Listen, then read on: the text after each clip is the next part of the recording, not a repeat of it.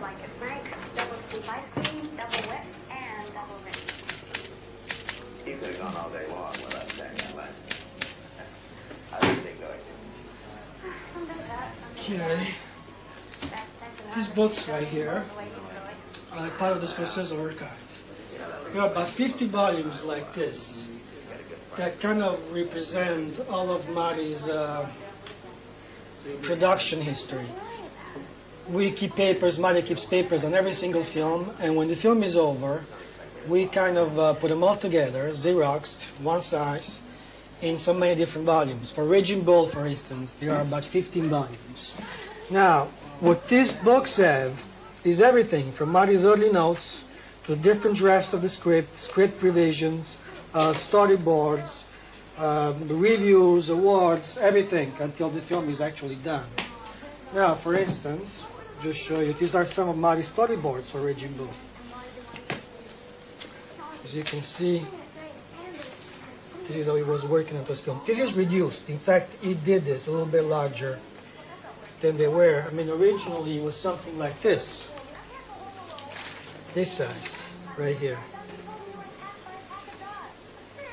And this, in fact, is the last Robinson fight. The so-called massacre scene where Jack LaMotta gets killed pretty much by Robinson. Now, these scripts here, for instance, this is Last Temptation of Christ. It's like 2 boxes of script. Let me just make some room here so I can show you how this works. These are just different versions of the script, as you can see, from 1982, Paul Schrader's first draft of the script, to Marty's shooting script. Now, this is just part of Marty's shooting script. It's about half of it. As you can see, there's all Marty's notes, the way he works on every sequence, shot by shot, he designs them. He has technical annotations next to it, by camera movement, and dollies, etc., etc.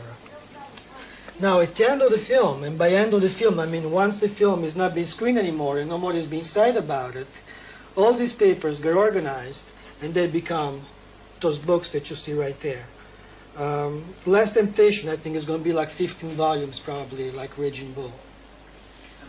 Now, Marty keeps every single paper. I mean, there are periods of his life where he's like almost obsessive about it. For instance, these are just some notes from 1981, 1982. Okay, as you can see here, this is some notes written on a napkin. Of course, Marty puts a date on it, which means that it's something to keep. Here, it's just some notes about some films. Diary of a Country Priest, St. Francis of Assisi, Odette, Europa 51.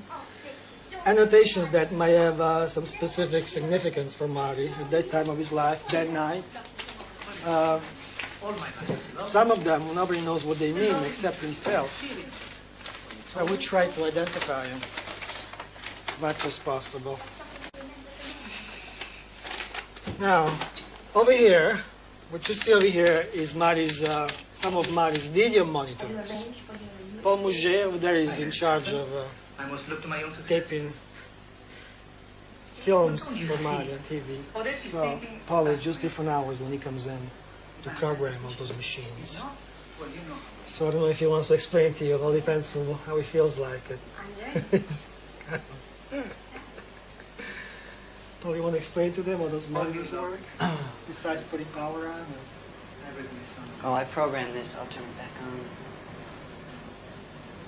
Throughout the week, Marty will give me a list of the films that he wants to watch, to view. It's his fanaticism. I think it's his baby, which is great because it gives me a job. I set my own hours. I come in whenever I can to program and to check, transfer, to catalog, to cross-reference, etc., etc. It's a library, just like a book librarian. Right now I'm just checking to make sure they're heads and tails and that the reception is good enough so that Marty can see it. He'll call up and say, I want to see this scene or this film, will you cue it up for me? Can you want to show them how our catalog works? Sure.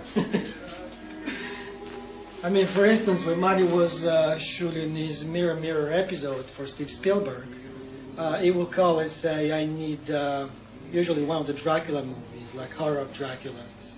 Right. And Paul would have Which to he like, loves, the old Hammer films. Yeah. You know, The House That Dripped Blood, and those sort of Saturday afternoon hangover movies that you watch that are low production values. They made very quickly. A lot of them had to do with Roger Corman, who was one of the men who first gave Marty a chance. A job. Boxcar Bertha. Roger Corman was behind that. But this is where all the tapes are listed. We're in the process of getting a computer so that it makes it easier, because Marty is a list man. He likes everything to be written down. I mean, Raphael keeps just tons and tons and tons of papers. In here, everything's listed by title. These 8 containers hold index cards. Each one has one film on it. I think we're up to about 8,000 titles. So, Pride of the Yankees. That's the number of the tape that it's on. There's a library downstairs where we keep all the tapes.